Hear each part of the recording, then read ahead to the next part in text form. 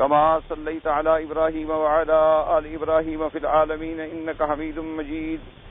قال الله تبارك وتعالى في كلامه المجيد: أعوذ بالله من الشيطان الرجيم. بسم الله الرحمن الرحيم. إن علينا للهدى وإن لنا للآخرة والأولى فأنذرتكم نارا تلظى لا يصلاها إلا الأشقى الذي كذب وتولى وسيجنبها الأتقى الذي يؤتي ماله يتزكى وما لأحد عنده من نعمة تجزى إلا ابتغاء وجه ربه الأعلى ولسوف يرضى. قال المؤلف والمفسر رحمه الله تعالى: ولهذا قال تعالى: وما لأحد عنده من نعمة تجزى إلا ابتغاء وجه ربه الأعلى ولسوف يرضى. وفي الصحيحين أن رسول الله صلى الله عليه وسلم قال: من أنفق زوجين في سبيل الله دعته خزنة الجنة يا عبد الله هذا خير. فقال أبو بكر: يا رسول الله صلى الله عليه وسلم ما على من يدعى منها ضرورة فهل يدعى منها كلها أحد؟ قال: نعم وأرجو أن تكون منهم. اب مفسر رحمۃ اللہ علیہ سورۃ اللیل کی آخری آیات کی تفسیر بیان فرما رہے ہیں. جیسے کہ آپ نے الحمدللہ پڑھا ہے کہ اس سورت کے اول میں اللہ تبارک و تعالی نے 3 چیزوں کی قسم کھائی، اور 3 چیزوں کی قسم جو کھائی گئی تھی اس میں پہلی قسم تھی واللیل اذا یغشا کی، کہ اللہ نے فرمایا مجھے قسم ہے رات کی جب وہ ڈھانپ لے.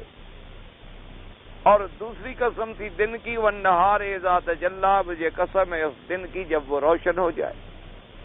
اور تیسری قسم تھی ما خلق الذکر والانثی کی، اس کی جس نے پیدا کیا نر اور مادہ.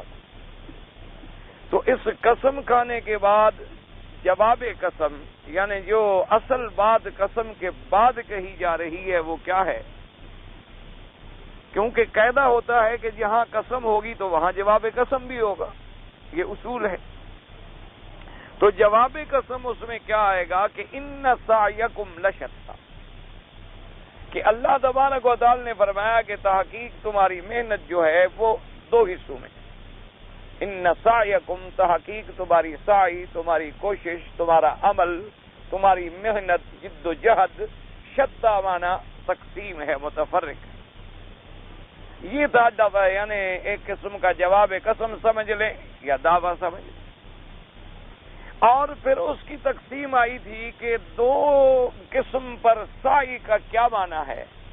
تو اللہ پاک نے پھر ابتدائے صورت میں ہم پر یہ واضح کر دیا تھا کہ جتنی میں نے مخلوق پیدا کی ہے، تمام کائنات بنی آدم جو ہیں، لازمی بات ہے کہ ہر آدمی کسی نہ کسی سعی میں مشغول، لیکن دونوں کی سعی میں آسمان اور زمین کا فرق ہے.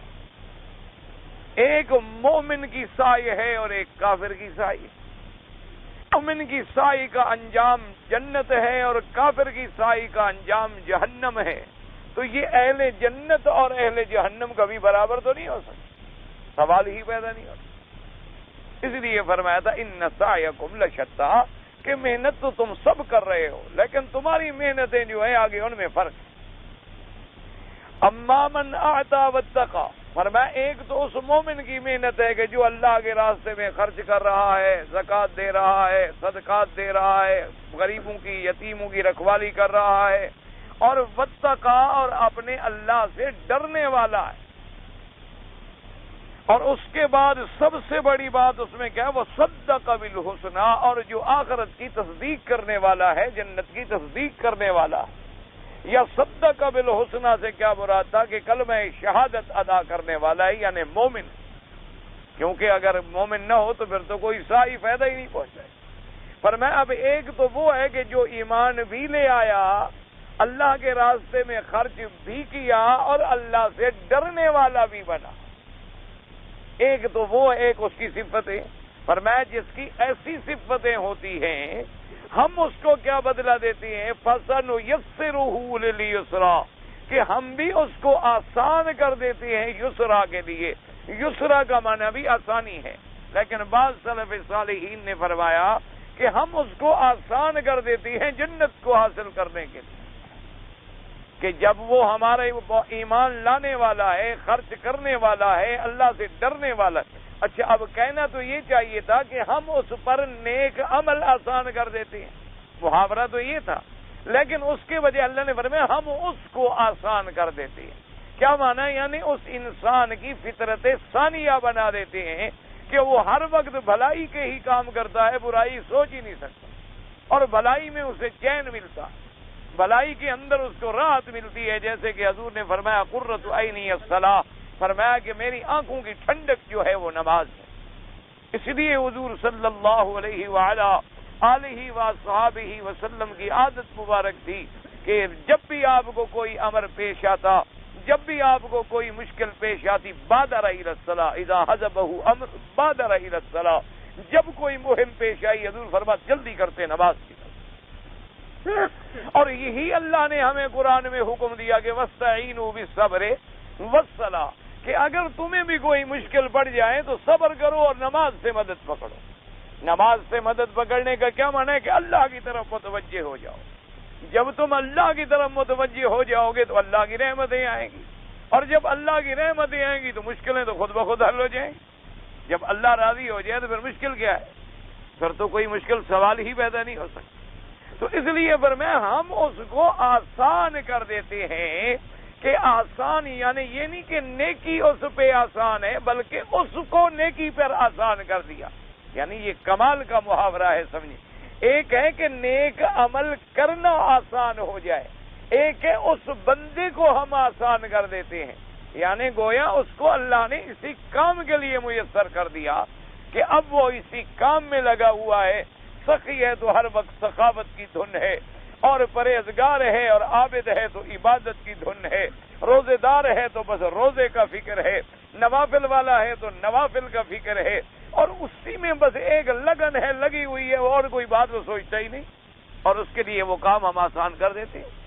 جس کی میں نے کئی آپ کو مثالیں عرض کی تھیں کہ بعض علماء نے 300 جلد کی کتابیں لکھی، بعض علماء نے 200 کتابوں کے مصنف ہیں، بعض علماء ماشاءاللہ 700 کتابوں کے مصنف ہیں۔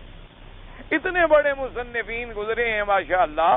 تو اب اگر آپ حساب لگائیں کہ 300 جلد کی اگر کتاب ہو اور ایک جلد 300 صفحے کی ہو، تو 300 کو آپ اگر 3 سے اپنا ضرب دے دیں تو کتنا جا کر کاغذ بنے گا، کتنا صفحے بنے گی، کتنا سطریں بنے گی، اور وہ روز میں کتنی لکھتا ہوگا۔ آخر اس میں کھانا بھی کھانا ہے، بیوی ہے، بچے ہیں، نیند ہے، ذمہ داریاں ہیں اور ضروریات ہیں، پھر سال میں انسان کے لیے صحت ہے، بیماری ہے، دکھ ہے، سکھ ہے، تکلیف ہے، کبھی رنج ہے، کبھی خوشی ہے، لیکن اس کے باوجود وجہ کیا ہے کہ اللہ اپنے بندوں پر پھر یہ کام حل آسان کر دے۔ وہ مشکل رہتے ہی نہیں، سوال ہی پیدا نہیں ہوتا، اللہ ان کو جو آسان کر دیتے کہ ان کے لیے پھر اس کی عبادت جو ہے وہ آسان ہو جاتی۔ اب اسی طرح دیکھیں کئی لوگ ہم نے دیکھے بالکل بوڑھے انسان، معذور ہیں، ٹانگوں سے چل نہیں سکتے، نظر کمزور ہو گئی ہے، اور جناب ہاتھ پکڑنے والا بھی کوئی نہیں ہے، لاٹھی ٹیک ٹیک کر چلتے ہیں، لیکن صبح آؤ جناب تہجد کی اذان سے بھی پہلے حرم میں آ گئے۔ آخر جو آدمی تہجد کی اذان سے پہلے ہے تو اپنے گھر میں تو 1 گھنٹہ وہ اور پہلے اٹھا ہوگا، اور اس کے مقابلے میں دیکھیں بڑے ٹھیک ٹھاک صحت والے نوجوان ہیں، اور کبھی نماز پڑھیں گے تو حرم کے دروازے کے باہر، کبھی آخری صف میں، کبھی 1 رکعت ملے گی، کبھی آدھی رکعت ملے گی، کبھی تشہد میں شامل ہو جائیں گے، کبھی حرم کی نماز ہو جائے گی اور جماعت میں شامل ہوں گے، کبھی وہ بھی چلی جائے گی، بعد میں اکیلے کھڑے پڑ رہے ہوں گے، اور کچھ ایسے بھی ہوں گے جو بالکل اٹھے ہی نہیں، آرام سے سو رہے ہیں۔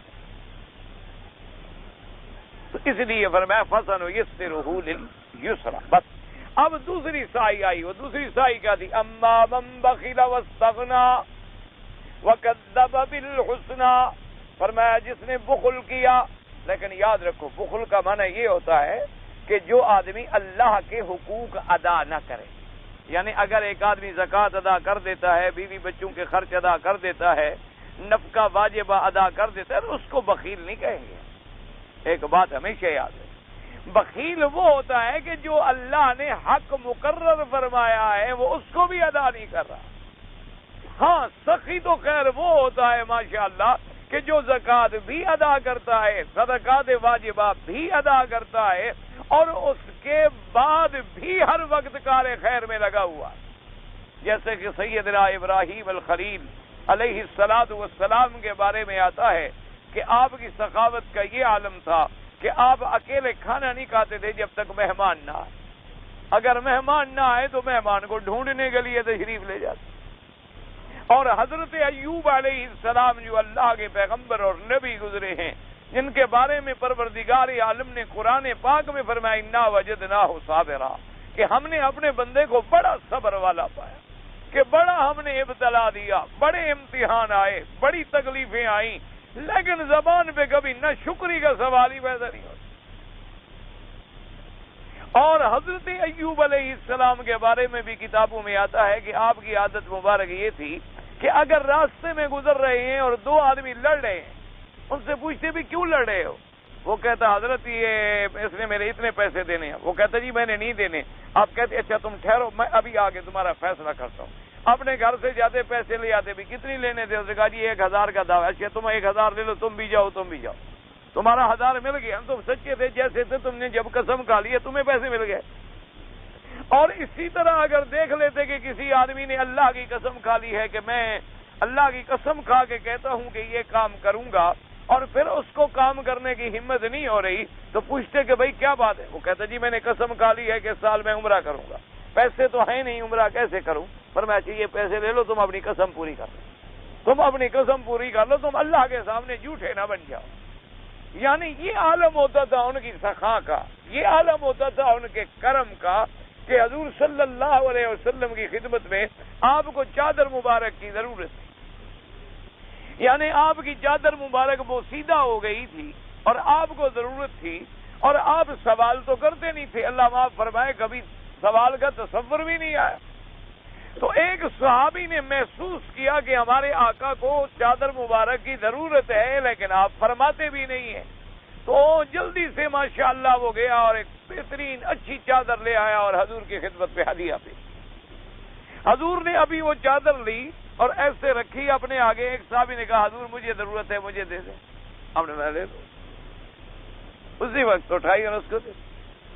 صحابہ کہتے ہیں کہ ہمیں بڑی بات ناگوار گزری اس آدمی کہ بھئی اللہ کے بندے، آقا کو خود ضرورت تھی، تم کم از کم اس بات کا تو سوال نہ کرتے، اور ابھی حضور پاک نے پہنی بھی نہیں، استعمال بھی نہیں کی، ابھی ہدیہ وصول کیا ہے، اور اسی وقت تم نے مانگ لیا اور آپ نے تو انکار کرنا نہیں۔ کہتے ہیں حضور کی مجلس میں اٹھ جانے کے بعد ہم نے اس صحابی سے کہا کہ آپ نے اچھا نہیں کیا۔ اس نے کہا کچھ بھی کہتے رہو، اچھا کیا یا نہیں کیا، میں تو رکھوں گا، کفن بناؤں گا اپنے، میں نے تو حضور سے مانگا اس لیے، تم اچھا سمجھو نہ سمجھو میں نے سوال کر دیا، لیکن حضور کی طبیعت میں کوئی بار نہیں گزرا کہ بھی مجھ سے کیوں ایک سائل نے ضرورت کی چیز تھی اور وہ بھی مانگ لی۔ حضور صلی اللہ علیہ وسلم نے عطا فرمایا۔ اسی لیے قرآن مقدس کے اندر موجود ہے کہ ایک جماعت آئی، انہوں نے کہا حضور ہمیں یہ چاہیے، ہمیں یہ چاہیے، ہمیں یہ چاہیے، اتنے اونٹ چاہیے، اتنے گھوڑے چاہیے، ہم جہاد میں جانا چاہتے ہیں۔ حضور نے فرمایا میرے پاس نہیں، اگر ہوتے تو میں کبھی انکار نہ کرتا۔ اللہ نے قرآن میں ذکر کیا ترى اعینہم تفیض من الدمع، اللہ نے فرمایا میرا مدنی ہم نے ان کو دیکھ لیا جب آپ کی مجلس سے خالی جا رہے تھے تو آنسو بہا رہے تھے اور رو رہے تھے، اسی وقت اللہ نے بھیج دیا، حضور نے بلایا اور فرمایا لے جاؤ۔ اللہ تبارک و تعالیٰ فرماتے ہیں ہم اس پہ آسان کر دیں، اور جو بخل کرتا ہے اور بے پرواہی کرتا ہے اور آخرت کی تکذیب کرتا ہے فَسَنُيَسِّرُهُ، ہم اس کو عسرا پر آسان کر دیتے ہیں، پھر اس سے کام ہوتے ہی برائی کے اچھائی کا کام ہو ہی نہیں سکتا، وہ جب بھی کرنا چاہے بھلائی کا کام ہی نہیں ہو سکتا۔ اس کی میں ہمیشہ ایک مثال دیا کرتا ہوں، میرے اپنے علاقے کی بات ہے، بہت پرانی، ایک بہت بڑا زمیندار تھا، مر گیا بیچارہ۔ بہرحال اللہ رحمت کرے، جو بھی فوت ہو جائے اللہ سب کی قبروں پہ رحمت فرمائے۔ کیونکہ قبر کی منزل جو ہے بڑی مشکل ہوتی ہے. موت کے بعد آدمی جب بھی کسی مسلمان کا ذکر کرے تو اچھائی اور خیر سے اور ان کے لیے دعا کرے. تو بہرحال ہمارا علاقائی زمیندار بہت بڑا زمیندار ماشاءاللہ، سینکڑوں مربوں کا زمیندار، اور جناب بڑا سخی، 200 آدمی ڈیرے پہ بیٹھا ہے کھانے پر. ایک دفعہ اس نے کوئی جلسے کا سلسلہ تھا، مجھے بھی دعوت دی، تو میں نے اس کو علیحدہ بلا کے کمرے میں کہا، میں نے کہا عجیب بات ہے، تم اتنے بڑے زمیندار ہو اور آج تک تم نے حج نہیں کیا، اور حالانکہ حضور پاک صلی اللہ علیہ وسلم کی حدیث مبارک ہے کہ جس شخص کو اللہ مال دے اور دولت دے اور صحت دے اور طاقت دے اور کوئی بیماری بھی نہ ہو، کوئی معنی بھی نہ ہو، کوئی ایسی سرکاری منع اور رکاوٹ بھی نہ ہو، اور پھر حج نہ کرے، فرمایا چاہے تو یہودی ہو کے مرے یا نصرانی ہو کے مرے، میری جماعت سے تعلق نہیں. اتنا سخت حکم ہے، اتنی سخت وعید ہے کہ چاہے تو یہودی ہو کے مرے، فرمایا چاہے تو نصرانی ہو کے مرے، اس کا ہماری جماعت سے بھی تعلق نہیں ہے. میں نے کہا اللہ کے بندے، تمہیں اللہ نے کروڑوں کی جائیدادیں دی ہیں، اتنے بڑے آدمی ہو، اتنی تمہاری گاڑیاں ہیں، موٹریں ہیں، جیپیں ہیں، کھانے ہیں، اور اللہ کا حج مجھے پتا ہے کہ تم نے آج تک حج نہیں کیا. تو اس نے کہا کہ حضرت گزارش یہ ہے کہ آپ تو ہمارے بزرگوں کی اولاد ہیں، تو میں ویسے تو آپ عمر میں بھی مجھ سے چھوٹے ہیں، میرے بچوں سے بھی چھوٹے ہیں، لیکن بہرحال اللہ نے آپ کو عزت دی ہے، میں آپ کو سچی بات بتاؤں. میں نے کہا بالکل سچی ہی تو پوچھ رہا ہوں، جھوٹی کی کیا ضرورت ہے. کہنے لگا خدا جانتا ہے میں ہر سال نیت کرتا ہوں، جب حج کا ارادہ کرتا ہوں کوئی بلا مجھ پہ اوپر ایسے معلوم ہوتا ہے کوئی بلا گر پڑے، ایسی میرے اوپر کوئی مصیبت طاری ہو جاتی ہے کہ مجھے جانے سے ڈر لگتا ہے، میں کر نہیں سکتا، کرنا چاہتا ہوں لیکن مجھے اللہ جانے نہیں دیتا. کہنے لگا میں آپ کو دل کی بات بتا رہا ہوں کہ میں ہر سال تیاری کرتا ہوں، لیکن خدا جانے میرا کون سا ایسا گناہ ہے کہ میرے مالک اپنے دروازے کی طرف مجھے آنے ہی نہیں دیتا. ایسا میرے اوپر ایک مصیبت اور ایک ایسی کیفیت طاری ہو جاتی ہے، میں ڈر جاتا ہوں، گیا تو میں مر گیا، ابھی جاؤں گا تو میں مر جاؤں گا، ابھی جاؤں گا تو یہ ہو جائے گا، ایسی کیفیت ہو جاتی ہے. میں نے کہا چلو اللہ کا خوف کرو، کسی آدمی کو بھیج دو، شریعت میں بدل حج جو ہے وہ ادا ہو جاتا ہے. چلو تمہیں مصیبت ہے، پیسے دینے میں تو مصیبت نہیں، فرض تو ادا کرو، چلو کم از کم تمہاری طرف سے بدل ہو جائے گا. تو اس نے کہا حضرت ہاں یہ تو آپ نے میرا مسئلہ حل کر دیا، تو میں بہرحال بدل تو کرواتا ہوں اسی سال، اور مجھے اللہ نے بہت کچھ دیا ہے. اور اس نے بدل کرا دیا ماشاءاللہ، اس کی بیوی نے حج کیا، بچوں نے کیا، بہنوں نے کیا، اولاد نے کیا، سب نے کیا، لیکن اس کو نہیں نصیب ہوا. اس لیے میں عرض کرتا ہوں کہ اللہ تبارک و تعالی رحمت فرمائے، جب آدمی کسی بات میں غلطی کر بیٹھتا ہے تو پھر اس کے لیے راستے بند ہو جاتے ہیں، اور جب آدمی کوئی اچھائی کا کام کر لیتا ہے اللہ پاک راستے اس کے لیے کھول دیتے ہیں، اس کے دل میں ایک انشراح پیدا ہو جاتا ہے. اب دیکھیں غریب لوگ ہم نے دیکھے ہیں جن کی ایک وقت کی روٹی بھی نہیں ہے وہ حج کر گئے، جن کا ایک وقت کا کھانا نہیں ہے وہ عمرے میں آ جاتے. بھائی کہاں سے آ گئے؟ کہتے ہیں جی بس اللہ میاں نے بندوبست کر دیا، بس دل میں تمنا تھی کہ اللہ حج نصیب کرے، اللہ مکہ مدینہ نصیب کرے. ہم روتے رہے اور دعائیں مانگتے رہے، اور جناب بس اللہ نے سبب بنا دیا. میں نے جناب اتنی گائیں بیچی، اتنی بھینس بیچی، اتنی بکریاں بیچی، اتنی فلاں چیز بیچی، اتنے پیسے مل گئے. کوئی آتے ہیں راستے میں جی میں نوکری کرتا رہا 1 سال، اتنا پیسے اکٹھے کیے، ٹکٹ بنائی اور آگے. اس لیے فرمایا کہ جو اچھا ہے اس کے لیے اچھائی کو آسان کر دیتے، جو برا ہے اس کے لیے بھی پھر برائی کو آسان کر دیتے. یہ تقسیم کرنے کے بعد اگلی بات اللہ نے کیا فرمائی؟ فرمایا وما یغنی عنہ مالہ اذا تردی. فرمایا جب وہ جہنم میں گرے گا، گرایا جائے گا، اس کو اس کا مال کوئی فائدہ نہیں دے گا. یعنی آج جو اپنے مال کے لیے بخل کر رہا ہے، آج جو اپنے مال کو جمع کر رہا ہے اور گن گن کے رکھ رہا ہے اور اسی میں مزے لے رہا ہے کہ ابھی جناب 99 ہو گیا، ابھی 100 ہو جائے گا، ابھی 99 ہو گیا، ابھی 100 ہو جائے گا، ابھی 1000 ہو جائے گا، ابھی 2 ہو جائے گا، ابھی 3 ہو جائے گا، ابھی 4 ہو جائے گا. فرمایا یہی 3 4 میں ہی رہے گا، لیکن قیامت میں یہ کوئی فائدہ نہیں پہنچائے. جب اس کو اذا تردی مانا جہنم میں گرایا جائے گا، یا جب وہ ہلاک ہوگا. جہنم میں جانے سے بڑی ہلاکت کیا ہوتی؟ اس کو اس کا مال فائدہ نہیں دے گا. 2 باتیں ہو گئی. آگے اللہ نے فرما دیا کہ بھی ہم نے تو ہدایت کا راستہ کھول کے بیان کر، ان علینا للہدا، ہم پر تو یہ تھا کہ ہم کھول کر ہدایت کا راستہ بتلا دیں، وہ ہم نے بتلا دیا۔ باقی کوئی ایمان لے آئے ہمیرا فائدہ نہیں، کوئی کفر کرے تو اللہ کا نقصان نہیں، اس لیے کہ ان لنا للآخرۃ والأولی، یہ دنیا بھی ہماری اور آخرت بھی ہم تو اس دونوں جہاں کے مالک ہیں، ہمیں کیا فرق پڑتا ہے کہ آپ نیکی کا کام کریں یا نیکی کا کام نہ کریں۔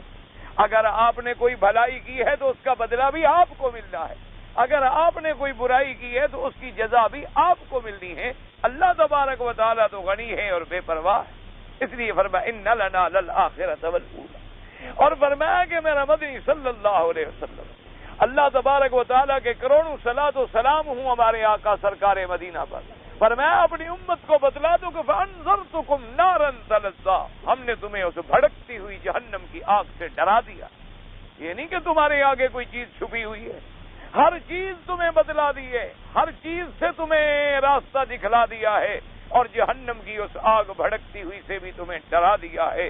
فانذرتکم نارا تلظی، اور یہ بھی بتلا دیا ہے کہ اس جہنم میں کون جائے گا، لا یصلاھا الا الاشقی، نہیں داخل ہوگا اس میں دخول ابدی مگر وہ جو بدبخت ہے۔ بدبخت کون ہے؟ فرمایا اشقا سے مراد کون ہے؟ الذی کذب وتولی، جس نے اپنے دل سے بھی تکذیب کی اور جس نے اپنے بدن سے بھی اعراض کیا۔ لیکن فرمایا جو میرے متقی بندے ہیں، جو میرے پرہیزگار بندے ہیں، ان کو ہم جہنم سے بچا لیتے ہیں۔ وَسَيُجَنَّبُهَا، اور ہم اس کو ہٹا لیں گے، بعید کر دیں گے، دور کر دیں گے، الاتقا، جو مجھ سے زیادہ ڈرنے والا ہے۔ جتنا زیادہ متقی ہے اتنا زیادہ جہنم کی آگ سے دور ہو جاتا، حتیٰ کہ احادیث مبارک میں آتا ہے کہ جو اللہ کا بندہ اپنے اللہ سے ڈر کر خشیت میں بیٹھ کے رات کو دن کو کسی وقت روتا ہے، اس کے آنسو بہہ جاتے ہیں اللہ کے ڈر سے، اللہ فرماتے 500 سال کے لیے جہنم سے دور کر۔ شرط یہ ہے کہ وہ اللہ کے لیے ڈر رہا ہو اور اللہ کے لیے رو رہا ہو۔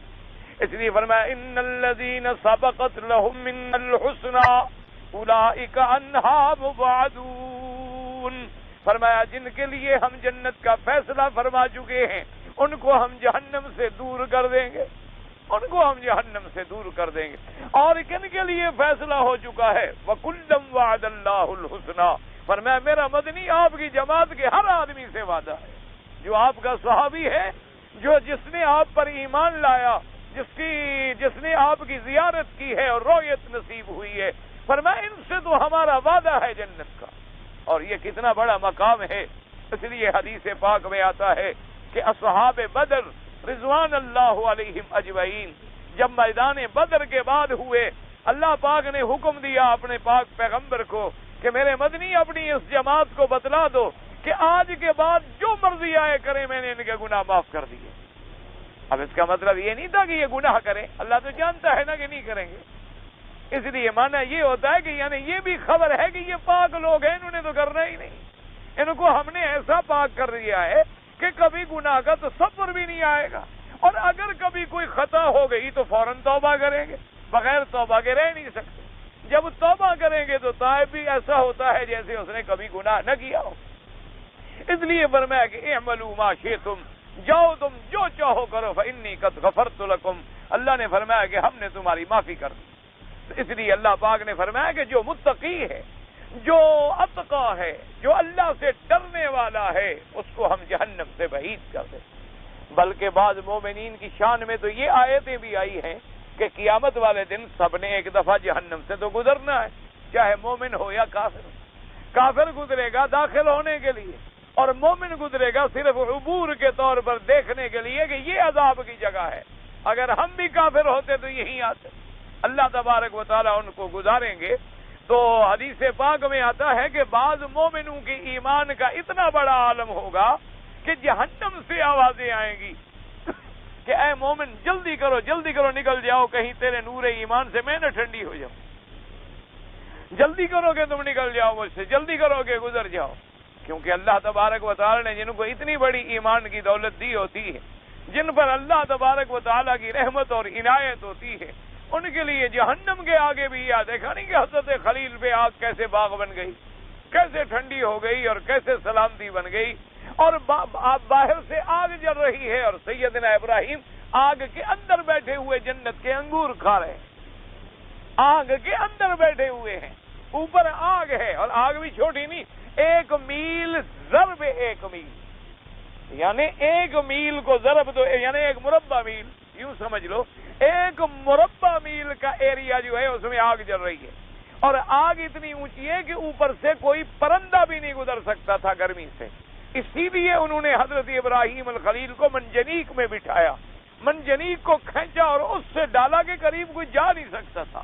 لیکن سیدنا ابراہیم الخلیل علیہ الصلاۃ والتسلیم جب اللہ کی توحید کے لیے اس آزمائش میں ڈالے گئے، اللہ نے فرمایا پھر آگ بھی ہماری ہے اور خلیل بھی ہمارا۔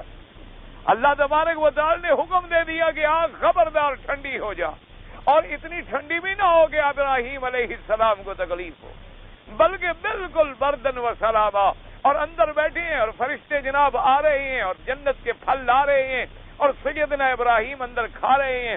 بعض روایات میں آتا ہے کہ 7 دن آپ اندر رہے آگ میں، اور حضرت ابراہیم فرمایا کرتے تھے کہ ایسی لذت والے دن پھر مجھے کبھی نہیں ملے۔ فرماتے تھے جو لذت والے دن مجھے وہ آگ میں ملے ہیں، جو مقام اور مزہ مجھے اس میں آیا ہے کہ اللہ کے سوا اور تو کوئی تعلق ہی نہیں تھا، اور ہر وقت صرف اللہ کی نعمتیں ہی نعمتیں تھیں۔ اور اسی کے لیے کتابوں میں موجود ہے کہ ایک دن وہ نمروز، وہ بادشاہ جو تھا، وہ اپنے محل کے اوپر بیٹھا ہوا ہے اور بڑا خوش ہو رہا ہے کہ ابراہیم علیہ السلام جل گئے۔ اللہ نے حکم دیا فرشتوں کو کہ ذرا آگ کو ہٹا دو، ذرا میرا دشمن بھی دیکھ لے کہ میرا دوست ہے خلیل، ہم اپنے دوستوں کو جلایا نہیں کرتے، کوئی اپنے دوستوں کو جلاتا ہے، اور یہ تو میرا خلیل ہے، اس کو ہم نے خلیل اللہ کا لقب دیا ہے۔ تو فرمایا ذرا آگ کو کہو کہ ہٹ جائے۔ آگ ہٹی اور اس کی جو نظر پڑی تو دیکھنے لگا کہ سیدنا ابراہیم تو انگور کھا رہے ہیں اور بیٹھے ہوئے مسکرا رہے ہیں۔ کہنے لگا نعم الرب ربک یا ابراہیم، کہنے لگا ابراہیم خدا کی قسم ہے رب تیرا رب ہے، باقی سب جھوٹ ہے، اور کہنے لگا تیرے رب کے نام پہ 4000 گائے ذبح کروں گا، 4000 گائے کی قربانی کروں گا میں تیرے رب کے نام پر۔ ابراہیم علیہ السلام کو سنایا گیا، ابراہیم علیہ السلام نے فرمایا جب کلمہ نہ پڑھو یہ قربانیاں کام نہیں آتی، جب ایمان نہ ہو، توحید نہ ہو، روز بکرے چڑھاتے رہو کیا فائدہ ہوگا؟ ہر ہفتے جو جا کر تم قبروں پہ دیگیں چڑھاتے رہو اور بکرے ذبح کرتے رہو کیا فائدہ ہوگا؟ فرمایا اصل بات توحید ہے، توحید کے بعد ایک کھجور کا دانہ بھی خیرات کرو گے تو اللہ جبل احد کے برابر بنا دے گا، اور اگر دل میں شرک ہے اور غیر کے نام کی نظر نیاز ہے تو دینے کا فائدہ نہیں، بلکہ پیسہ بھی ضائع ہوا اور جہنم بھی اور مرتب ہوئی کہ کل محدث بدعہ وکل بدعۃ ضلالہ وفی روایت کل ضلالۃ فی النار۔ حضور نے فرمایا ہر نئی چیز جو دین میں بنائی جائے وہ بدعت ہوتی ہے، اور ہر بدعت گمراہی ہوتی ہے، اور ہر گمراہی کا انجام جہنم کی آگ۔ تو اس لیے اللہ تبارک و تعالی نے فرمایا کہ ہم ان کے لیے ایسا آسان کر دیتے ہیں کہ جو اتقا ہیں، مجھ سے ڈرنے والے ہیں۔ جب پوچھا گیا حضور سرات پل صراط تو ایسی مشکل ہوگی کہ اس سے گزرے گا کون؟ آپ نے فرمایا کیا کہتے ہو؟ بعض ایمان والے تو ایسے گزریں گے جیسے بجلی چمکتی، اور بعض ایسے گزریں گے فرمایا کہ جیسے ہوا چلتی ہے، اور بعض ایسے گزر جائیں گے ماشاءاللہ جیسے کوئی تیز رفتار سواری گزرتی ہے، اور فرمایا کمزور سے کمزور ایمان والا آدمی بھی دھکے کھاتے ماتے نکل جائے گا اللہ تبارک و تعالیٰ کی رحمت سے، اللہ اگر کافر اور مشرک ہے تو اس کو جہنم میں گرایا جائے۔ اس لیے فرماتے وَسَيُجَنَّبُهَا الْأَتْقَى الَّذِي يُؤْتِي، اب اتقا کی صفت کیا ہے؟ الَّذِي يُؤْتِي مَالَهُ يَتَزَكَّى، کہ جو دے رہا ہے اللہ کے راستے میں اپنا مال کے پاکیزگی حاصل کرے۔ یاد رکھو مال خرچ کرنے سے مال بھی پاک ہوتا ہے اور بندے کا دل و دماغ بھی پاک ہوتا ہے، اللہ دونوں کو مقام تزکیہ نصیب فرما دیتی، اور فرمایا دے بھی ایسے رہا ہے کہ وَمَا لِأَحَدٍ عِندَهُ مِن نِعْمَةٍ تُجْزَىٰ، اس پر کسی کا کوئی احسان نہیں کہ بدلہ چکا رہا ہے، وَمَا لِأَحَدٍ عِندَهُ، کسی کا بھی اس کے پاس کوئی احسان نہیں۔ ایک ہے نا آپ نے مجھ پر احسان کیا کہ آپ اپنے گئے کہیں میرے لیے کوئی تحفہ لے آئے 2 ریال کا، میں بھی بدلہ دوں گا کہ میرا بھی فرض ہے۔ حضور نے فرمایا اگر کوئی تم پر آ کر ہدیہ کرے تم اس کو ہدیہ دو، تم اس کے بدلے کا بدلہ دو، یہ تو نہیں کہ صرف ہضم کر لو۔ فرمایا تہادو تہابو، ایک دوسرے کو دو، وہ تمہیں دے تم اس کو دو، وہ تمہیں دے تم اس کو دو۔ فرمایا یہ تو پھر حالانکہ احسان کا بدلہ دینا بھی احسان ہے، نیکی ہے، لیکن وہ یہ ہے کہ بدلہ بھی نہ دینا ہو اور نیکی کرے، بدلہ بھی نہ دینا ہو اور بھلائی کرے. جیسے کہ میرے آقا نے فرمایا، حضور پاک نے فرمایا، اللہ کے پیارے نبی امام الانبیاء سید الانبیاء سید المرسلین خاتم النبیین رحمت للعالمین صلی اللہ علیہ وسلم نے فرمایا، آپ نے فرمایا کہ میری امت کو سبق دیا، فرمایا سل من قطعک، تم اس سے رشتہ جوڑو جس نے تم سے توڑا ہے. جو تم سے جوڑتا ہے اس سے تو ہر کوئی جوڑتا ہے. تم اگر مجھے کہو کہ حضرت مولانا، تو میں بھی کہوں گا جناب ماشاءاللہ حضرت حاجی صاحب مزاج اچھے.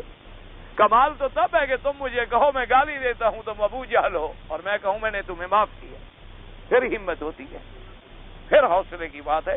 ورنہ میرے اندر بھی تو بلوچوں والا خناس تو کھڑا ہے نا، اس کو مارنا جو ہے وہ بڑا مشکل کا. لیکن دعا کرو اللہ پاک ہمیں ایسے برے خیالات سے بھی محفوظ. ہم بندے ہیں، عاجز ہیں، اللہ ہمیں اپنے حضور کے حکم پر چلائے. کہ یعنی اندازہ کرو کافر کانٹے بھی کھا رہے ہیں، میرا مدنی اللہ کے کعبے میں رو رہا، کہتے ہیں اللہم اہد قومی، میرا اللہ میری قوم کو ہدایت.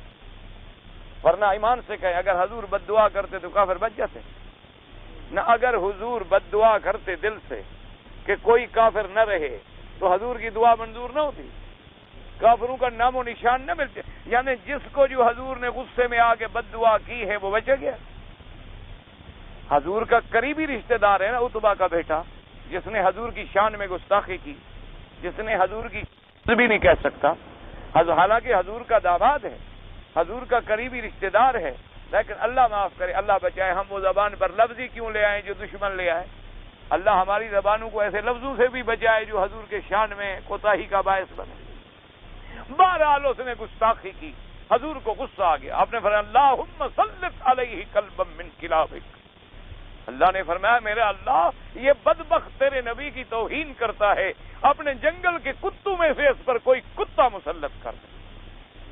وہ جناب تجارت پہ گیا اور اس کے باپ نے انتظام کیا، تمام تاجر برادری سے کہا کہ بھئی رات کو میرا بیٹا اکیلا نہ رہے، اس کو اب اللہ کے نبی نے بد دعا کی ہوئی ہے، میں ڈرتا ہوں. حالانکہ کافر ہے، مشرک ہے، وہ کہتے ہیں حضور نے بد دعا کی ہے. بس حضور پاک کی زبان مبارک سے جو لفظ نکلے ہیں وہ خالی نہیں جائیں گے. وہ کہتے ہیں ایسا کرو کہ اس پر پہرا دو. تو باقاعدہ کتابوں میں موجود ہے کہ تاجروں نے کیا کیا، سامان اکٹھا کر کے ایک اونچا مچان بنا دیا. ایک اونچا جیسے تھڑا بن جاتا ہے، سارا سامان جو اکٹھا کر دو، صندوقیں رکھ دو، بوریاں رکھ دو، تھڑا سا بنا دیا. اس کو کہا کہ تم اوپر سو اور ہم سارے باہر سوئیں گے، ہم اس کے ارد گرد سوئیں گے، اور سب کے پاس تیر ہیں، تلواریں ہیں. تو اسی کتابوں موجود ہے، ایک آدمی کہتا ہے کہ میری جو نیند کھلی تو میں کیا دیکھتا ہوں کہ جنگل کا ایک شیر نکلا، ایک شیر نکلا، اور وہ کہتا ہے میں سمجھ رہا ہوں عجیب بات ہے اور ڈر بھی رہا ہوں، آواز بھی میری نہیں نکلتی، ڈرا ہوا بھی ہوں، دیکھ بھی رہا ہوں کہ یہ کیسا شیر ہے، آ رہا ہے اور ایک ایک آدمی جو سویا ہوا ہے سب کو پہچان رہا ہے. میں نے کہا یہ عجیب شیر ہے، کوئی پڑھا لکھا شیر ہے. ہاں جی دیکھو نا جی، آدمی کو جو ڈھونڈے آخر شیر تو جنگل کا جانور ہے. ایک ایک آدمی کو دیکھ رہا ہے، کہتے پھر سونگتا ہے اس کو، کہتے میرا تو بس سانس نکل رہا ہے لیکن دیکھ رہا ہوں، اور ہلتا میں بھی نہیں کہ میں اگر ہلا تو مجھے نہ اٹھا لے. اور اتنی دیر گزری کہ پھر دور گیا اور وہاں سے چھلانگ لگائی، سیدھا اوپر پہنچا جہاں وہ بدبخت سویا ہوا تھا، وہ جو دشمن رسول پاک سویا ہوا تھا. اوپر پہنچا، ٹکڑے ٹکڑے کیا اور جنگل میں بھاگ گیا. اللہ نے جو حکم دیا تھا کہ تم نے فلاں کو پہنچنا ہے تو وہ ڈھونڈ رہا ہے اور کسی پر جا ہی نہیں رہا، ٹکڑے ٹکڑے ہو گیا. جیسے حضور نے دعا کی تھی کہ اللہم سلط علیہ، میرا اللہ اپنے جنگل کے کتوں میں سے ایک کتا اس پہ مسلط کر دے. اللہ نے اسی پہ وہی کتا مسلط کر دی صلی اللہ علیہ وسلم وہی اسی وقت. اور اسی طریقے سے آپ دیکھ لیں کہ جنگ بدر کے موقع پر جب میرے مدنی پاک جوش میں آئے، آپ نے اپنے صحابہ سے فرمایا کہ تم کیوں گھبراتے ہو، مت گھبراؤ، دیکھ لو اس جگہ فلاں کافر پڑا ہوگا، اس جگہ فلاں کافر پڑا ہوگا، اس جگہ فلاں کافر پڑا ہوگا، اس جگہ فلاں کافر پڑا ہوگا. صحابہ کہتے ہیں جب جنگ ختم ہو گئی، جہاں جہاں حضور نے انگلی کا اشارہ کیا تھا وہیں کافر پڑے، ایک انچ ادھر ادھر نہیں سی جگہ. لیکن حضور پاک کے کمال رحمت یہ تھا، فرمایا سلمن قطعک، تم اس سے جوڑو جو تم سے توڑے. فرمایا اس کے بعد احسن لمن اساء الیک، تم احسان کرو جو تم سے برائی کرے. فرمایا جو تم سے کیوں، جو احسان کرے سب احسان کرتے ہیں، جو تیرے ساتھ برائی کرے تو احسان کر. سلمن قطعک احسن لمن اساء الیک، فرمایا اس سے احسان کر جو تیرے ساتھ برائی کرے، پھر ہے تیرا مرتبہ. اس لیے فرمایا کہ وَسَيُجَنَّبُهَا الْأَتْقَى الَّذِي يُؤْتِي مَالَهُ يَتَزَكَّى وَمَا لِأَحَدٍ عِندَهُ مِن نِعْمَةٍ تُجْزَى. اور وہ کر کیوں رہا ہے؟ إِلَّا ابْتِغَاءَ وَجْهِ رَبِّهِ الْأَعْلَى، اس کے سامنے صرف اپنے رب کی رضا ہے. اور فرمایا جو ایسا کرتا ہے وَلَسَوْفَ يَرْضَى، اللہ نے فرمایا البتہ ہم بھی اس کو آخرت میں راضی کرتے. اب دو باتیں آ گئی تھی کہ یہ آیت جو ہے سیدنا ابی بکر کے شان میں نازل ہوئی. الحمدللہ ثم الحمدللہ کہ سیدنا ابی بکر رضی اللہ تعالی عنہ وارضا، آپ کی شان مبارک جو ہے آپ کل سن چکے ہیں. اب مفسرین فرماتے ہیں کہ یہ آیت جو ہے حضرت صدیق کی شان میں نازل ہوئی. اور خدا کی شان دیکھو، بعض مفسرین نے تو لکھا ہے کہ سورت ابی بکر، انہوں نے کہا یعنی ابی بکر کے نام کے ساتھ یہ سورت لگ گئی، جیسے اگلی آنے والی سورت جو ہے وہ ہے شان محمد مصطفیٰ صلی اللہ علیہ وسلم. اسی لیے میں نے عرض کیا تھا کہ اللہ نے قرآن میں بھی ابی بکر اور حضرت محمد مصطفیٰ کو اکٹھے رکھا ہے، علیحدہ یہاں بھی نہیں ہونے دیا، قرآن میں بھی علیحدہ نہیں ہونے دیا. تو اس کے بعد جناب فرماتی ہیں مفسر رحمت اللہ علیہ کہ گو یہ سورت ایک واقعے میں اتری ہو لیکن حکم عام ہے، اور سب سے زیادہ مستحق اس کا کون ہے؟ سیدنا ابی بکر رضی اللہ تعالی عنہ و اولا. اب یہ آخری حدیث مبارک ہے اس سورت مبارک کی. اس کے اندر فرماتی ہیں مفسر رحمہ اللہ کہ وفی صحیحین کی روایت میں یہ موجود ہے کہ اللہ کے نبی نے فرمایا کہ جو آدمی اپنی جو چیزیں خرچ کرے اللہ کے راستے کے اندر، اللہ تبارک و تعالیٰ کے راستے کے اندر خرچ کرے، خداوند کریم اس کو کیا بدلہ دیتی ہیں؟ فرمایا کہ اس کو قیامت والے دن اس کو اللہ کے فرشتے جو جنت پر مقرر ہیں بلاتے ہیں، کہتے ہیں یا عبداللہ، اے عبداللہ، اے اللہ کے بندے. یہاں نام مراد نہیں، یہاں مراد چونکہ ہر آدمی اللہ کا بندہ ہے، پکارتے ہیں کہ اللہ کے بندے یہ تمہاری وہ بھلائی ہے جو تم نے دنیا میں کی تھی، آج تمہیں بدلہ مل رہا ہے. اسی لیے قاعدہ ہے کہ یعنی جس نے روزے رکھے روزے والے دروازے سے بلایا جائے، جس نے زیادہ نفلیں پڑھی نفل والے دروازے سے بلایا جائے گا، جس نے زیادہ خیراتیں کی خیرات والے رستے سے بلایا جائے گا. حضرت ابی بکر صدیق رضی اللہ تعالیٰ عنہ نے عرض کیا، انہوں نے کہا کہ حضور ایک بات میں پوچھتا ہوں کہ قیامت والے دن جو ہے ہر آدمی کو اس کے عمل کے مطابق، محنت کے مطابق اس دروازے سے بلایا جائے گا، لیکن کیا کوئی آدمی ایسا بھی ہوگا کہ جس کو سب دروازوں سے بلایا جائے؟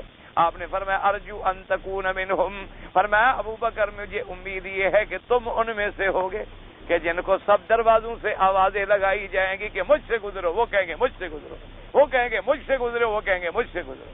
اس لیے حضرت ابن عباس رضی اللہ تعالیٰ عنہ نے فرمایا، آپ نے فرمایا قیامت والے دن جن کو نامہ عمل داہنے ہاتھ میں ملے گا، فرمایا سب سے پہلے حضرت عمر رضی اللہ تعالیٰ عنہ کو ملے گا. ایک صحابی نے پوچھ لیا، اس نے کہا این ابی بکر، اس نے پوچھ لیا حضرت اگر پہلا نمبر عمر کو ملا تو ابو بکر کہاں ہوں گے؟ حالانکہ ابو بکر کا شان تو زیادہ ہے، اور آپ فرما رہے ہیں کہ نامہ عمل سب سے پہلے داہنے ہاتھ میں حضرت عمر کو ملے گا. آپ نے فرمایا ہی ہاتھ ہی ہاتھ.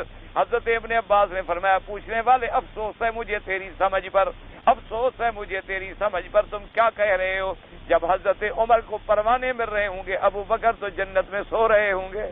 فرمایا وہ تو ابھی پروانے لے رہا ہوگا، اس کو تو جنت میں پہنچا دیا جائے گا، وہ تو پہلے جنت میں چلے جائیں گے. کہا ان کے لیے کیا کہہ رہے ہو؟ کہنے لگا عجیب ہے تیری سوچ پر کہ حضرت ابو بکر تو سب سے پہلے پہنچ گئے. تو اس لیے مفسر رحمت اللہ علیہ نے فرمایا کہ یہ آیت مبارک جو ہے یہ حدیث مبارک بھی اسی تفسیر میں آئی. فرماتے ہیں آخر تفسیر سورۃ اللیل وللہ الحمد والمنہ، فرماتے ہیں الحمدللہ کہ سورۃ اللیل کی تفسیر ختم ہو گئی اور زندگی باقی تو اب سورۃ والضحیٰ اس کے بعد آئے گی انشاءاللہ. انشاءاللہ ثم انشاءاللہ آپ دعا کریں گے کہ اللہ پاک ہمارے سفر کو باظفر بنا دے، اور سارے ہمارے جو دینی کام ہو رہے ہیں، مسجد ہے، مدرسہ ہے، صالح ہیں، اور سب اللہ اپنی فضل سے اپنے خزانے غیب سے پورے فرما دے. اور ہر کام میں خیر کی توفیق دے اور تمام مصائب اور حوادث اور بلاؤں سے بچائے، ہر فتنے سے محفوظ رکھے۔ آپ کے ذمے بس صرف ایک درخواست ہے، دعا بس، اور مجھے کچھ انشاءاللہ آپ سے نہیں چاہیے، اللہ پاک دیں۔ کہتے ہیں جی میرے بھائی کے ہاں کوئی اولاد نہیں، 10 سال کے لوگ کہنا کہ شری آصف بھائی اور بچی کا محرم نہیں آتا اور نہیں والد کی حیثیت سے اپنا نام اس بچی کے نام کے ساتھ بھی استعمال نہیں کرتا۔ ایک آدمی کی اولاد نہیں ہے، اس نے کسی کی بچی کو اٹھا کے پالا ہے، ٹھیک ہے، اس کے نام کے ساتھ وہ اپنا نام کیسے لکھ سکتا ہے؟ اس کی تو بچی نہیں ہے، اور اللہ کے قرآن کا حکم ہے کہ ادعوہم لآبائہم، کہ ان کو ان کے والدین کے نام کے ساتھ پکارو۔ اگر تمہیں اس کا والدین معلوم ہی نہیں ہے، اللہ معاف کرے، کبھی ایسا بھی ہوتا ہے نا، بچے اسپتال میں چھوڑ جاتے ہیں اور کسی نے اسپتال سے لے لیے، تو بہرحال اب یہی ہے کہ تم اس کو متبنہ جیسے بنایا، حالانکہ حضور نے بھی بیٹا بنایا تھا نا، لیکن حضور فرماتے تھے اس کو اپنے باپ کے نام کے ساتھ پکار، حالانکہ سب صحابہ کہتے تھے کہ حضور کا بیٹا ہے۔ اللہ نے قرآن نازل کر دیا، فرمایا نا آپ نے بیٹا بنایا ہے، اس پر وہ حکم جاری نہیں ہو سکتا۔ جیسے اپنے بیٹے کی بیوی سے شادی نہیں ہو سکتی، لیکن جس کو اپنے منہ بولا ہوا بنایا ہے اس سے ہو سکتی ہے، اس کی بیوی سے اگر وہ طلاق دے دے تو شادی ہو سکتی ہے۔ اسی طرح کسی نے کوئی بچی پالی ہوئی ہے تو پالی ہوئی اور حقیقی کا آسمان اور زمین میں فرق ہوتا ہے، اس کے لیے شریعت میں وہی حکم ہوں گے جو ایک اجنبی بچی کے لیے ہوتے، وہ آپ کی حقیقی بیٹی نہیں بن سکتی۔ کہتا ہے جی اگر ایک عورت کو نفاس کا خون جو ہے بچہ پیدا ہونے کے بعد 20 روز میں بند ہو جائے، بھائی مسئلہ سمجھ لو، ہمارے ہاں ایک بڑی غلط فہمی ہے، لوگ یہ سمجھتے ہیں کہ جب عورت کو بچہ پیدا ہو تو 40 دن پورے کرنا ضروری ہے، 40واں پورا، کبھی تو جی 40واں نہیں نہایا اس نے اور ابھی 40واں نہیں نہایا اس نے، یہ بے وقوفی والی بات ہے، یہ کوئی مسئلہ نہیں ہے۔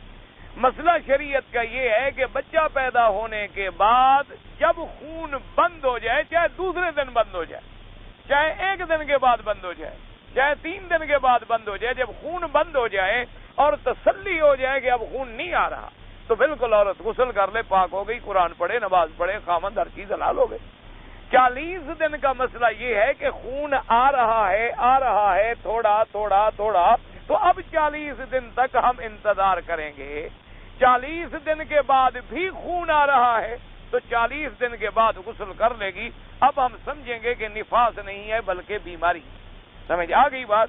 یہ تو 20 روز ہو گئے، جب خون بند ہو گیا عورت پاک ہو گئی، ختم ہو گئی بات۔ سمندر کی مچھلیاں بالکل حلال ہے، کوئی بات نہیں۔ جراد، مار ماہی، مجھے نہیں پتا جراد کا نہ مار ماہی کا، بہرحال جو مچھلی ہے وہ حلال ہے۔ ایک موٹی بات یاد رکھو، سمندر کی جو مچھلی ہے اس میں کوئی جھگڑا ہی نہیں، شرط یہ ہے کہ وہ مچھلی کی قسم ہے، اگر وہ مچھلی کی قسم نہیں ہے تو پھر ائمہ کا اختلاف ہے۔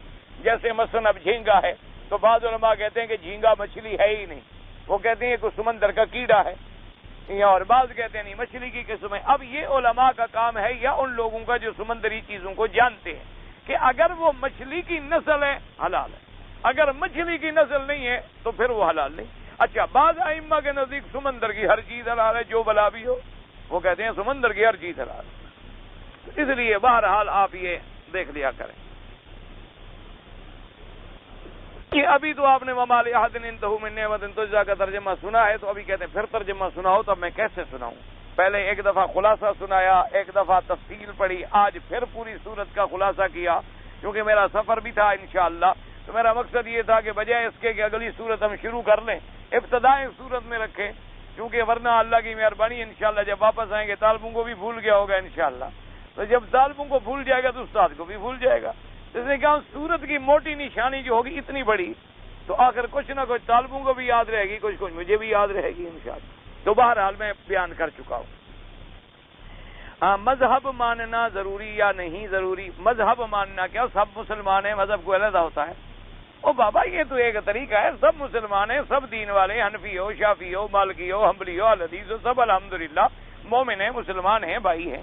یہ تو ایسا ہوتا ہے کہ جیسے آپ اپنے علاقوں میں مثال کے طور پر کوئی کہہ دیتا ہے میں پاکستانی ہوں، کہتا ہے ہندوستانی ہوں، کہتا ہے برمی ہوں، کہتا ہے بہاری ہوں، کہتا ہے بنگالی ہوں، کہتا ہے مہاجر ہوں، کوئی کہتا ہے برمی ہوں، کہتا ہے انصاری ہوں۔ اب کیا ہے، کیا انسان ہے، مسلمان ہے؟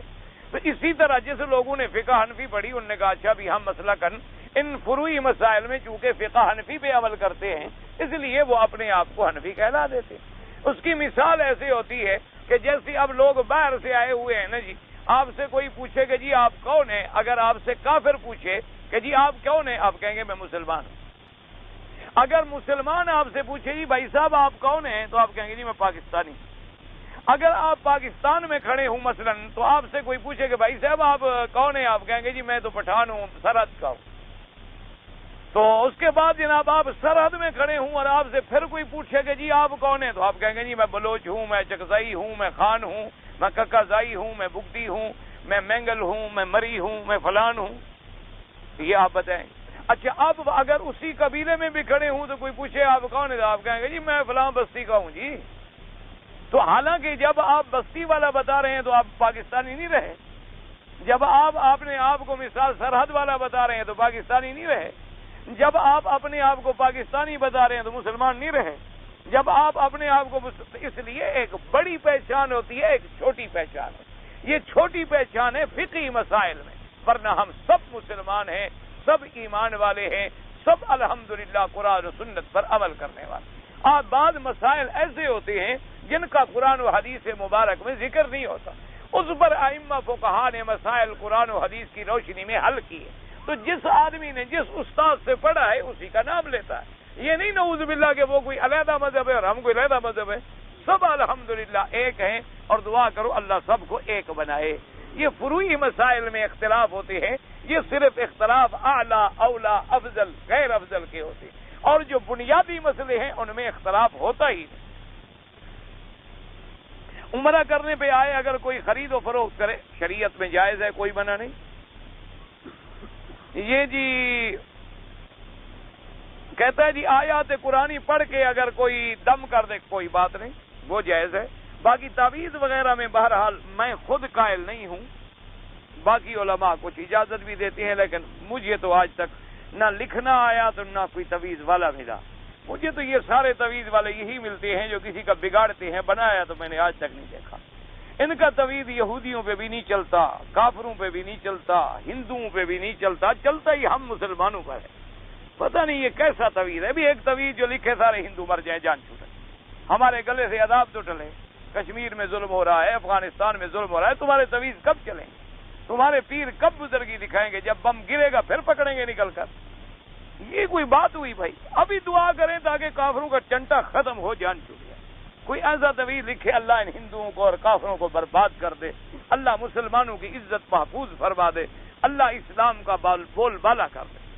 اچھا جی کسی کا بیوی مر گیا تو ایک دوسرے کو دیکھنا جائز ہے، مرنے کے بعد دیکھنے میں کوئی حرج نہیں۔ اگر کوئی نہ ہو تو مرد اپنی بیوی کو غسل بھی دے سکتا ہے، لیکن اگر عورتیں ہوں تو بس بات ختم ہو گئی۔ جب موت آ گئی اب عورتیں غسل دیں اور سب کچھ کریں، تم اس کا جنازہ پڑھو، کندھا دو، قبر بناؤ، دفن کرو، کوئی نہ ہو اتارنے کے لیے پھر تمہیں حق ہے۔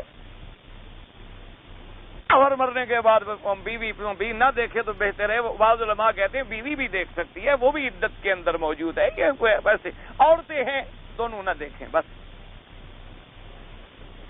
دو جگہ ہے، ایک میں رہتا ہوں، ایک کرائے پر ہے۔ جس میں رہتے ہو اس کی کوئی زکوٰۃ نہیں، جو کرائے پر ہے اس کی زکوٰۃ ہے۔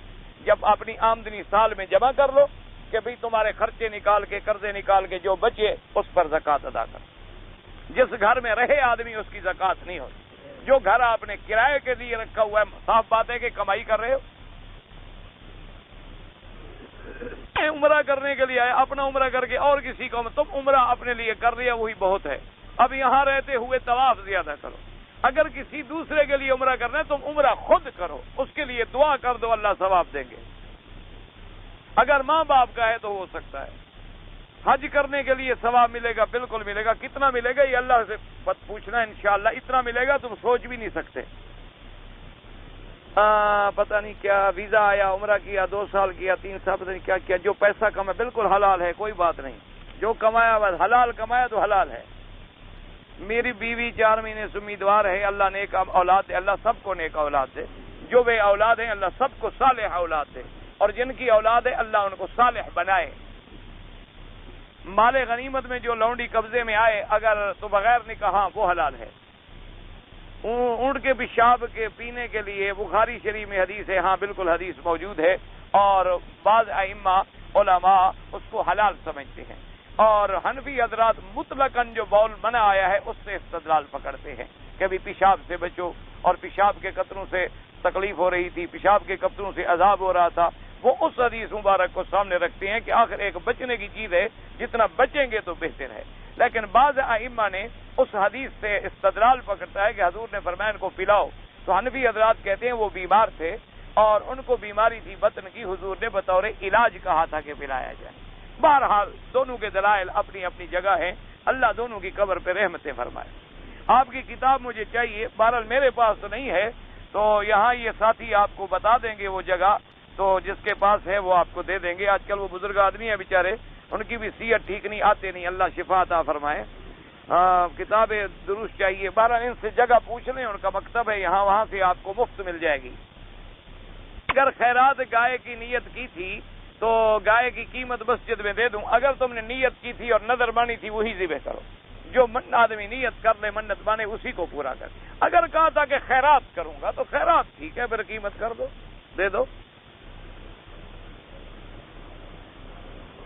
ایک لڑکی بالکل جوان ہے، عمر 22-23 سال ہے، اس کے دادا والد رشتہ کرنا چاہتی ہیں، وہاں لڑکی رضامند ہے، نہ اس کی ماں رضامند ہے، پتہ نہیں سمجھ نہیں آیا کہ بھئی عمر 25 سال ہے، لڑکی کے دادا والد جہاں لڑکی کا رشتہ کرنا چاہتے ہیں وہاں نہ لڑکی رضامند، بھئی لڑکی کی رضا لینی چاہیے، حضور صلی اللہ علیہ وسلم کا حکم ہے کہ والدین بھی نکاح کریں تو لڑکی سے اجازت لیں۔ ایک ہی سوال کو جب آپ نے 20 بنا دیا تو میں کیا کروں؟ بس ان کی رضا لینی چاہیے لڑکی سے۔ میری گھر والی حیض سے تھی، میں پہلے مدینہ چلا گیا، اس کے بعد پاک ہونے پر عمرہ کیا، ہم نے عمرے کہہ رہا مدینہ سے بعد ٹھیک ہے، جب آپ چلے ہی سیدھا مدینہ شریف گئے، اگر آپ جدے سے مدینہ چلے گئے اور وہاں سے پاک ہونے کے بعد عورت نے بھی احرام باندھا، آپ نے بھی احرام باندھا، عمرہ کیا، ٹھیک ہے، لیکن اگر وہاں سے عورت احرام باندھ کے نہیں آئی، جدے سے آئے، آپ مکے میں آ گئے اور پھر گئے، تو حنفی حضرات کے نزدیک تو دم پڑ جاتی ہے۔ باقی ائمہ فرماتے ہیں کہ میقات سے اگر عمرہ کر لے تو بکری نہیں دینی پڑے گی۔ کچھ کام سے جدہ گیا، واپس مکے آ گیا، عمرے کی نیت نہیں کی، کوئی بات نہیں، اگر آپ جدے جائیں چاہے روز جائیں، کسی کام سے جائیں اور عمرے کی نیت نہ کریں کوئی حرج نہیں، کوئی ضروری نہیں کہ آپ ہر دفعہ عمرہ کریں۔ اللہم صلی علی سیدنا محمد وعلی آل سیدنا محمد وبارک وسلم۔ یا اللہ یا رحمان یا رحیم یا حی یا قیوم یا ذی الجلال والاکرام، لا الہ الا انت سبحانک انا کنا من الظالمین، لا الہ الا اللہ الملک الحق المبین، لا الہ الا اللہ الحلیم الکریم، سبحان رب السماوات السبع رب العرش العظیم۔ اللهم انا نسألك باسمائك الحسنى وصفاتك العليا، اللهم سلمنا ولا تسلمنا، وامنحنا ولا تمتحنا، اللهم اكرمنا ولا تهنا، اللهم زدنا ولا تنقصنا، اللهم اعطنا ولا تحرمنا، اللهم آثرنا ولا تؤثر علينا، اللهم اجعلنا في زمانك وامانك واحسانك، اللهم يسر امورنا، اللهم يسر امورنا وامور اولادنا وامور اخواننا وامور المسلمين، بالراحة لقلوبنا وابداننا، والسلامة والعافية في ديننا ودنيانا، وكن لنا صاحبا في سفرنا وحضرنا، وخليفة في أهلنا أولادنا أخواننا، واطمس على وجوه أعدائنا، اللهم إنا نعوذ بك من جهد البلاء ودرك الشقاء وسوء القضاء وشماتة الأعداء۔ یا اللہ ہمارے سارے سفر کو اپنے دین کا سفر بنا، یا اللہ سفر باز ظفر بنا، یا اللہ تمام مصائب، تمام فتن، تمام مشکلات سے محفوظ فرما، یا اللہ شر اعداء اور شر مشرکین سے محفوظ فرما، یا الہ العالمین اپنی حفاظت میں ہر مسلمان کو سفر نصیب فرما، یا الہ العالمین عالم اسلام کا بول بالا فرما، یا اللہ اسلام کی عزت کا فیصلہ فرما، یا اللہ کشمیر، افغانستان اور فلسطین اور تمام اسلامی جگہوں کی حفاظت فرما، یا اللہ مجاہدین کی قدم قدم پہ نصرت فرما، یا اللہ برما کے مسلمانوں پہ رحم فرما، اراکان کے مسلمانوں پہ رحم فرما، بنگلہ کے مسلمانوں پہ رحم فرما، بہاری مسلمانوں پہ رحم فرما، یا اللہ مسلمان جس ملک میں ہے ان کی جان مال آبرو عزت کی حفاظت فرما، یا اللہ ان کی جان مال آبرو عزت کی حفاظت فرما، یا اللہ سب کی جان مال آبرو عزت کی حفاظت فرما، یا اللہ ہم عاجز ہیں، ہم گناہ گار ہیں، ہم مانگنا بھی نہیں جانتے، مانگنا بھی سکھلا دے، مانگنے کی توفیق بھی عطا فرما دے، اور پھر ہماری دعائیں بھی منظور فرما دے۔ ربنا آتنا فی الدنیا حسنہ وفی الآخرۃ حسنۃ وقنا عذاب النار۔ صلی اللہ تعالی علی خیر خلقہ سیدنا محمد وعلی آلہ وصحبہ اجمعین۔ سبحان ربک رب العزۃ عما یصفون وسلام علی المرسلین والحمد للہ رب العالمین، آمین۔